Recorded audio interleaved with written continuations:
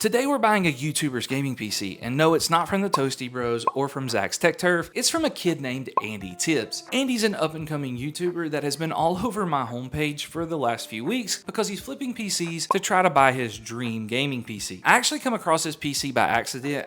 If I've watched this episode on his channel, I don't remember it, but somebody on my TikTok commented about a $600 pre-built, so I was looking for one of those when I found his gaming PC. And this was made possible by our sponsor, Jawa.gg. Jawa's the #1 gaming marketplace online to buy and sell new and used gaming gear and get awesome custom gaming PCs at amazing prices. And that's the center of this video today. We're actually going and buying a PC from Jawa. They have hundreds of sellers that sell really nice looking gaming PCs at really affordable prices. And since Jawa makes sure that they protect buyers and sellers, you have nothing to worry about. In this video, we focus mainly from $500 to $600 for our PC, and there were a bunch of verified sellers selling PCs with RTX 2060s and 2060 Supers, which I think is a great price in this range. But if you're not sure what to get, they do have a PC finder that can help you find the PC that you want in your budget and the game that you want to play. But if you'd rather talk to real people, they have a huge Discord server with plenty of people willing to help you get into PC gaming. If you want to check it out, there's a link down in the description, and you can use my code to get $10 off a $50 purchase. Now, even though Jawa is the sponsor of this video, they did not tell me I had to buy anything from their website in any way, shape, or form. But because of the TikTok comment I got about the $600 pre-built, I knew that Amazon was not going to be a great place. eBay is hit or miss when it comes to gaming PCs, and most of the time it's people just trying to offload theirs so they can upgrade. And of course, Facebook Marketplace is going to be wildly sporadic based off where you live. Jawa is a consistent place to buy them. And you know, obviously the famous YouTuber, Zach's Tech Turf, has stake in the company, so it's something I felt like I could trust. So I filtered it so that I could find somewhere between $500 and $600 for a gaming PC, because that's what the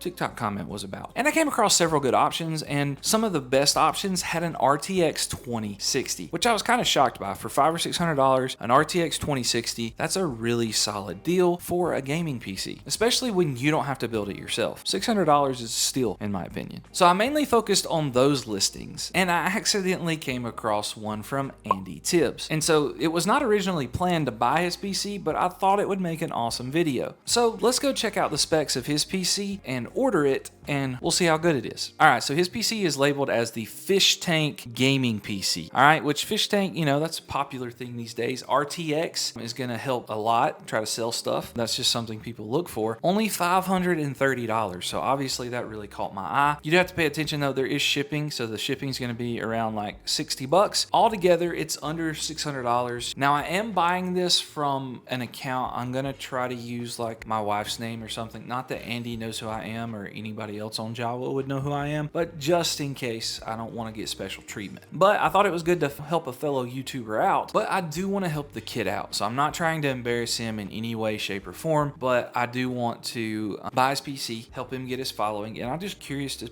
see how it's built and how he does. He talks about in his videos how, you know, he didn't know a ton about PCs when he first started this. So I'm interested to see, like, it's been a few weeks, or I guess closer to a month or maybe more now since he started this. And so I'm interested to see what his quality of build is like. Obviously people are happy with it, or his ratings would be bad. We've got one 5-star review here, so we're gonna see if we can't give him another one. So for the specs, we got a Ryzen 7 2700. Not the best CPU. I mean, I would rather probably a 3600, but PC flipping, you gotta just take the best CPU you can get. 16 gigabytes of RAM, 600 watt power supply. Now I wish I knew what kind of 600 watt power supply it was, but you're only spending $600. It's not gonna be that big of a deal. And a B550 motherboard. B550 motherboard is very intriguing to me because that has Gen 4 support. Even though none of this is Gen 4, it gives you a really good upgrade path. So this would be a great PC for someone that could use it for a long time. AM4, I guess it's going to last for 30 years, you know? Now, he does include a Wi-Fi card, which is good for a lot of people still have to game on Wi-Fi, which Wi-Fi gaming is better than it used to be. I will say that, especially if you have a good Wi-Fi signal. And of course, the selling point for me is the RTX 2060, which is a solid graphics card here in 2024 for a lot of different games. All right, so only thing left to do is order the PC and wait for it to get here. All right, so the PC's ordered. So I got this thing under $600, and it says it should be here by like September 12th, but you know,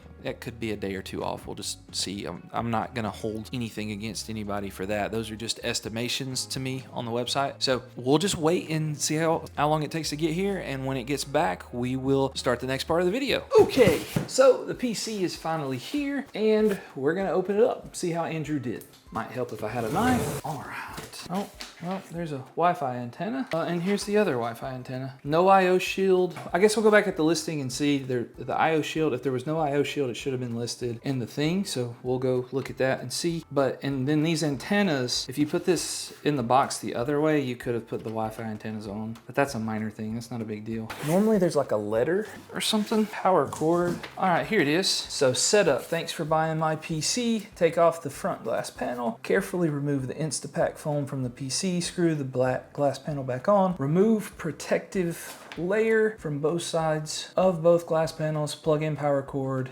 and HDMI cable into the graphics card. Important. If you didn't print the rest of that, nothing will display. Should say screw, but it says screw in Wi-Fi antennas and angle them upwards. Switch on the PC and press the power button, which I mean, this is pretty good. You know, this is more than what a lot of people will do. Upon boot, the Windows 10 sign, then go through the steps in order to set up your PC. See, that's, so there's one thing, so it's not gonna have anything like set up. Thank you again for purchasing my PC. All right, so pretty good setup for the most part, but he's not gonna have drivers installed. And so if you wanna reach out to me, Andrew, if you ever watch this, I'll show you a way to set up your PC so that when they first boot it up, it's got everything already installed for it. If you wanna know that, you can just reach out to me. I'll be happy to tell you how to do that. And so let's see how well everything's intact. Like I said, I've already screwed the Wi-Fi antennas on, which it is pretty sturdy. Wi-Fi card in there, it's underneath. Pretty nice. This is the Okinos 7, Aqua 7, I think it is, which I like this case, and I like any case that's toolless to pop the side panels off. And he left all the plastic foam film on there, which is nice. I'm gonna leave the plastic on the front there because I'll probably, you know, reflip this. Not trying to make a lot of money off of it, but I'm not trying to make any money off of it actually. I just wanna at least get close to breaking even.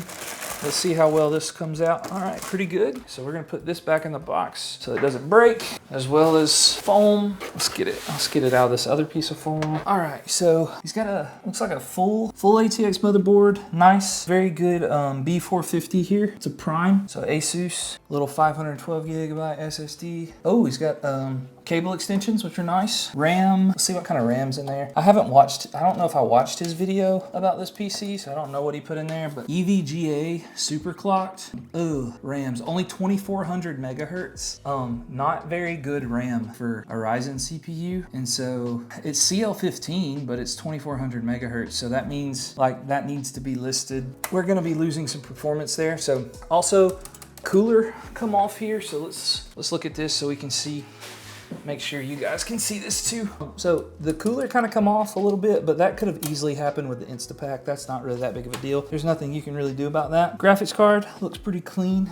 There's a little bit of dirt and stuff on the inside, but that's when you buy used parts. I mean, that's all you can do. There's nothing. I mean, you're flipping PCs. I mean, some people would take every PC apart, like every graphics card apart, and like clean it thoroughly. And I mean, I don't blame him for not doing that. But I mean, it looks like he at least blew the dust out and stuff, which is nice. Everything else looks to be plugged up. 8 CPU, 24 pin of that. The Wi-Fi cable, which the way this Wi-Fi adapter is, it has to go into the USB hub at the bottom. And so there's not a real good way to cable manage that. But other than that, it's pretty good. Now, I'm not gonna judge him at all on this cable management that's behind us here, because who cable manages that much? And even if you do, like it's hard to make it really nice. Oh, and this comes with a fan hub. So overall, I mean, I think it's pretty nice. I mean, that's not terrible. I wouldn't be upset with that personally. You can kind of get to everything. When you have a fan hub like this, it is a nightmare to try to cable manage, so perfectly fine. But the fan hub is plugged up correctly. Everything is good there. There was this loose zip tie. I don't know where that come from, but it's not a big deal.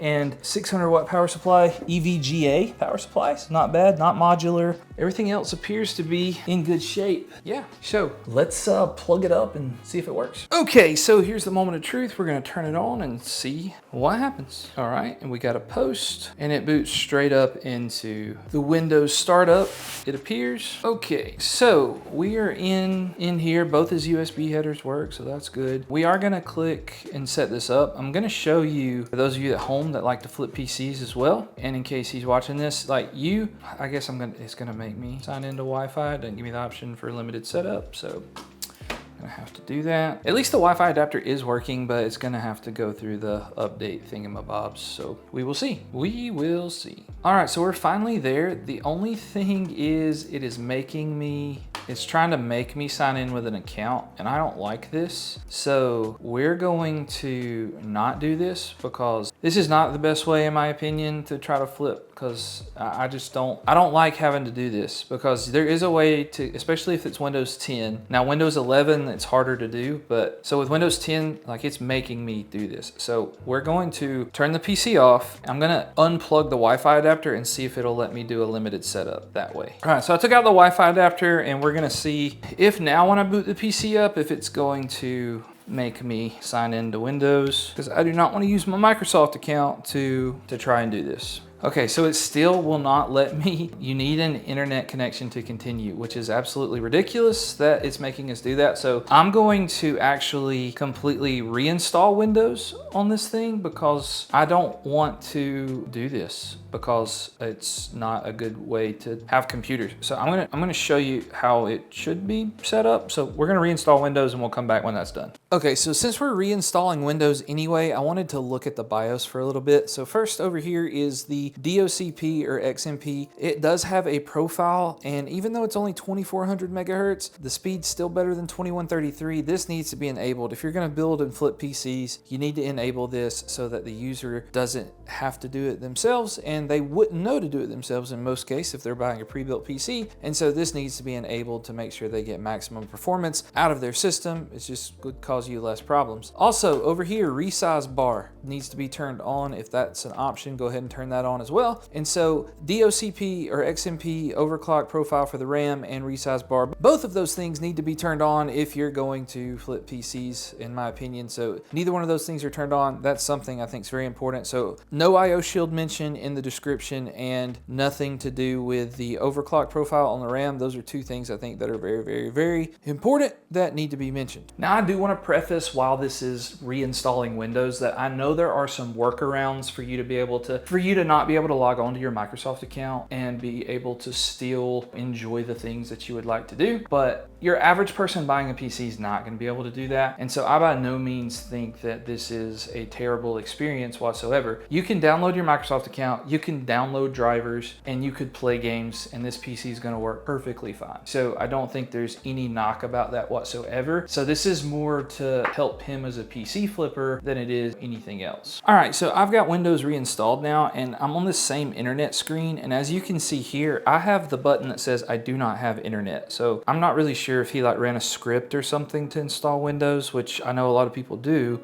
but I don't really do a lot of that. But now I have this button where I can say I don't have internet, and when I click on that, I can do continue with limited setup. And now it gives me the ability to type in something basic like user. And now when I click user, it's gonna ask me to install a password. Don't type anything, just press enter, and it won't have a password at all. And then you can set this other stuff up the way you like. I always just turn this stuff off, and then it'll run through its normal like PC setup process in Windows, which once again, it would have still done had I signed in with a Microsoft account. This would have worked fine. So like if you're buying this as a consumer, don't be afraid to buy on Java, because the PC still would have worked. So like that's not an issue. This is just a perspective from someone who flips PCs, and if you're going to flip PCs, these are suggestions, all right? Obviously people are still happy with it, so it'd be okay. Just in my opinion, makes it just a little bit better. All right, so now when I go into the task manager, I see we have a Ryzen 2700, 16 gigabytes of RAM. We're using 2 of the 4 slots, and they were set up in dual channel the correct way. The only thing is like speed, again, right here, the speed would have said 2133 had we not enabled that in the BIOS. And our SSD is this FICWA FN501, 512 gigabytes. That's perfectly fine. And then that's my USB that I installed Windows with, so that's not his. All right, so now I can plug the the internet up, get some stuff downloaded, and we'll see how this performs in games. One more thing before we play games, I thought about this as we were like installing drivers and stuff. If you use the actual NVIDIA app, even though it's beta, you won't have to log into an account to install the NVIDIA drivers, which also is another great thing to do, so that no information of mine would be on this PC at all if I was gonna flip it. So that's another thing. So we'll be back to play games in just a second. All right, so we're in Fortnite and we're getting some really bad FPS drops at the moment,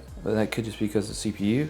And the PC's making kind of a weird noise. I can't really tell what the noise is exactly, but I guess we'll try to figure that out in a minute. But we'll see if our FPS numbers like balance out at all. We're getting around 150, 160, 130-ish, which I mean is okay. But I definitely think this combo should be a little bit better depending on, I don't know if the RAM, I mean, I doubt the RAM makes that big of a difference. Now it's up to 200. It might have just took a second for all the textures and stuff to load in, and it might be a little bit more smooth, but it's still kind of dropping some here and there. I don't have the 1% lows on, so I mean obviously that could affect some things, but you could also cap the FPS. That would also make a difference, but overall, I mean, you can play it and it's going to play, and someone who wants to play this game and have fun could definitely have fun doing it. So overall, that's not a bad experience. I'm not hearing the noise as bad on the PC now, so I don't know if it was just like maybe some dust that was rubbing up that was in the graphics card or what, but I don't really hear the noise now, and everything's running pretty smooth. Like I said, you would probably need to cap the FPS to get a solid experience because it is kind of all over the place, but overall, Fortnite's pretty smooth. So let's hop on to a different game. I'm going to interrupt the video right here for just 1 second. I do want to tell you that I did reach out to the seller, which is Andy, and I wanted to see exactly how he would respond to these messages, because I think that's important for you guys at home to see situations like that. How is a Jawa seller going to respond to me if I reach out and I have issues? Because again, you may not know as much about PCs as I do, which I don't know near as much as some of these other dudes, but I know enough to help myself get by out of most sticky situations. So we messaged about the IO shield, we messaged about the NVIDIA drivers, we also messaged about a noise that the PC was making, which depending on when I insert this into the video, you may not have heard the noise yet, but you will, it's coming. And the guy gave me answers to all the questions. The IO shield, you know, he told me it wouldn't affect performance, and it really doesn't. Some people make a big deal out of it. It's not that big of a deal, but it is a deal. That is something that we should take care of, or at least mention in the listing. That's something that should be mentioned so people will know,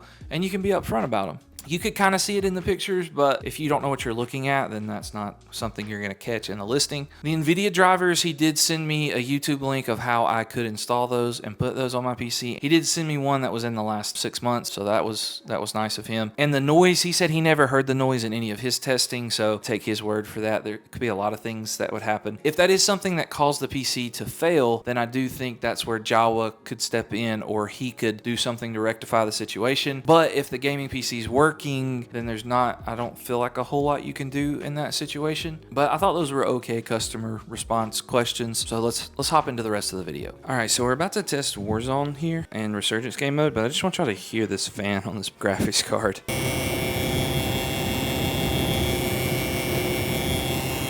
Hopefully y'all can hear that. If I have to bump it up in editing, I will. But I mean, that's not good. I mean, you got to stress test these things before you send them out for sure. All right, then it stopped, but that certainly doesn't sound very good. Both fans are still spinning really well. It just sounds really, really bad. Let's see how performance is with this. I don't have super duper high hopes for this setup. I mean, we should be able to get decent FPS with the RTX 2060. We're on balance settings, and that dude literally just kind of pushed me, but whatever. That's neither here nor there. We are trying to figure out how much FPS we can get. We're on the basic preset settings, and our GPU's mostly maxed out. And I'm kind of shocked, to be honest, that we're barely getting 100 FPS. Now, we're using a good chunk of the RAM, but like the 1660 Super gets, this barely does better than the 1660 Super. And so I'm kind of disappointed in this graphics card, to be honest with you. That has nothing to do with the seller, you know. That's not Andy's fault. That's just Warzone being Warzone. Oh, and we're on balance settings, and it's not even on 100% render scale. Okay, now let's go back. We were on FSR 3.0, and we weren't on 100% render scale. That's crazy. But now we are, and it's still I mean, it's still around the same. It's like 80, 90 FPS. It's not bad. Not the best, but it's not bad. Getting close to 100 at time. All right, and then we can try some frame generation. Hopefully I don't die while I'm switching this. Turn on AMD frame gen. So, I mean, it runs smooth. I mean, we can get over 100 FPS with frame generation. I don't know. Warzone does like CPU, so that could be an issue with the 2700, but overall, really smooth experience other than the noise, but it's